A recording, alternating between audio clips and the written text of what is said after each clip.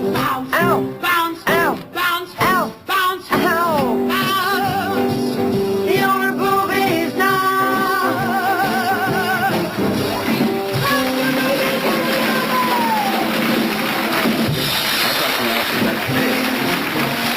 Yay, it's Friday. Oh, God, what a week. Oh, for the love of God. Oh, Jesus. Oh, Christopher Columbus. Oh, Penny. Sky was falling. Where do you start today? I mean, all right, let's start with the good stuff. There are just a few cabins left on our Alaska cruise leaving Seattle August 10th.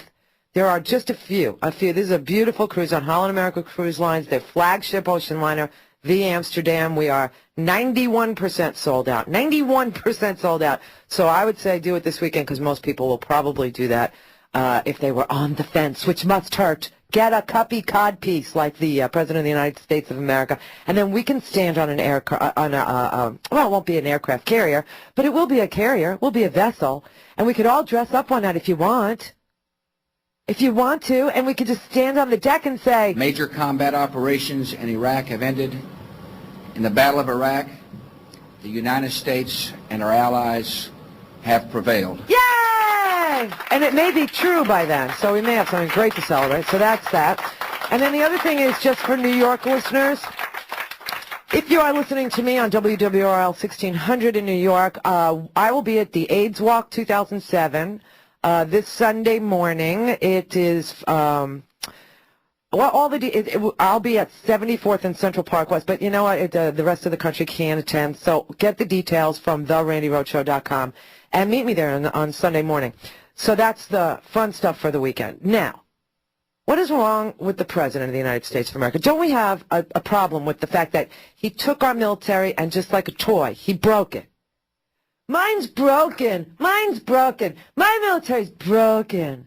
He broke our military. Wouldn't you think that giving a pay raise to the people who serve in the middle of a war in one of the most unbelievably frightening scenarios where you don't know who the enemy is. Can you imagine this? In urban combat, don't know who the enemy is. Wouldn't you think that giving them a little bit of a pay raise might actually help things so that they can be somewhat... And listen, this is the weird argument, too. This is the part that some people understand and other people just refuse to report. This pay raise was an attempt to keep our military competitive with the civilians, and I couldn't stop laughing when I heard that. The Congress asked for a 3.5% pay raise. Bush says he's negotiating with the troops. He's like, oh, no, I'll give them 3%. 3%, that's all they're getting. 3%, no 0.5 for you, no 0.5. You know, it's like when he was in the Texas Air National Guard, he didn't have any problem making ends meet. So why should they? Why don't they just do what the President of the United States did when he was serving in the Air National Guard? Combine your military paycheck with the check that you get every month from your trust fund. What's wrong with you people? Why, that's how he did it. And he had no problem getting by, and he was spending half of his money on cocaine. And the other half on booze. I'm like, why are you charging them for meals? Well, I didn't eat when I was in the Texas. Yeah, it's because you were high on blow, sir. But hey, you know. I'm a commander guy. Yes, sir. He's the commander guy. Yes, sir. And but I'm the decider. I don't know what the decider did with the commander guy, but the commander guy's meaner than the decider, and the decider was pretty freaking mean, too. Very, very mean. But, you know, it's just amazing to me. Here you have the President of the United States of America refusing to give a 3.5% raise to the troops, and he's quibbling about the 0.5% extra. Because his recollection is he had no trouble getting along on what he was paying. And, you know, there are stories about how we charge our troops, you know, $8 a meal. Isn't that beautiful? $8 a meal. So apparently this is, you know, the Marie Antoinette caller. She's starting to make more and more sense to me now because, her, you know, Bush's attitude is somewhat, it's not let them eat cake, although I don't really think she said that, but it's more like, what's wrong with the rubber turkey I brought them? Ingrates.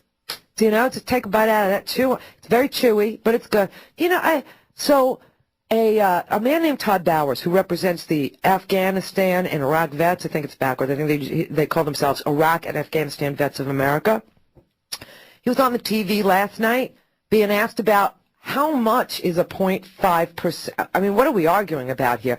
I think you might be stunned to find out what they think will keep our troops competitive with the civilians, some of whom are making $110,000, $120,000. We know there's a guy that gets $80,000 to pump gas, right?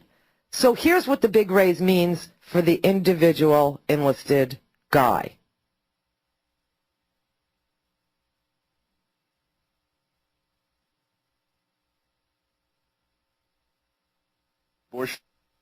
Mr. Bush says a 3% raise provides a good quality of life for service members and their families. Sketch for us the kind of financial profile of the average service member's family, if you'd be so kind.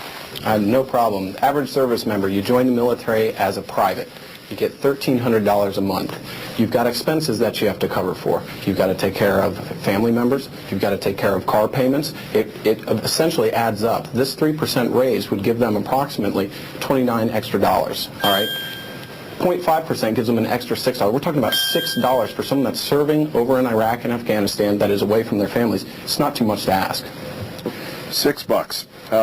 Service members have been largely supportive of this president. They have certainly frequently served, willingly or otherwise, as backdrops for his political campaigns. How do they react when he says a 3% raise, that $6 figure you just quoted, is enough for those in harm's way? Well, I have to be very honest, I'd be very frustrated. It's like working in a restaurant and you have your manager that's not doing their job. And what I'm connecting here is the VA bonuses that we just saw. Millions of dollars are going to an organization that's having a hard time taking care of our men and women in uniform. Yet we can't provide those serving overseas right now. We can't provide them with a few extra dollars to take care of their families. I think it's just absolutely ridiculous. And I sort of fall back on even military officers. 6% of military officers are having to use food stamps also. So it's not just the difference between enlisted and officer ranks. Now, where are all the angry callers that used to call me and say Bill Clinton's military was on the food stamps? Don't you understand that when Bill Clinton inherited the Army, they were on food stamps? And don't you understand that by the end of the Clinton administration, very, very, very few were on food stamps, and now you have officers on food stamps, and this in a time of war? And you got a president who uses them as props to make himself look like Cup Man every day. Now, you realize that the troops can't flip the president off when the president uses them as props. But I wonder if they can, I don't know, well, I know they can't because I know the rules about uniforms, but wouldn't it be great if they could just sort of take their pockets and turn them inside out? But the military is so specific about clothes. They make me and Miss Hipple look, kind of casual about the way we dress. You know, all the buttons have to be lined up. Everything's got to be just so I don't think the pockets could be askew. What do you think of this? Can you believe this? The president is saying no to $6 more for our 866-303-2270. That's me. 17 after.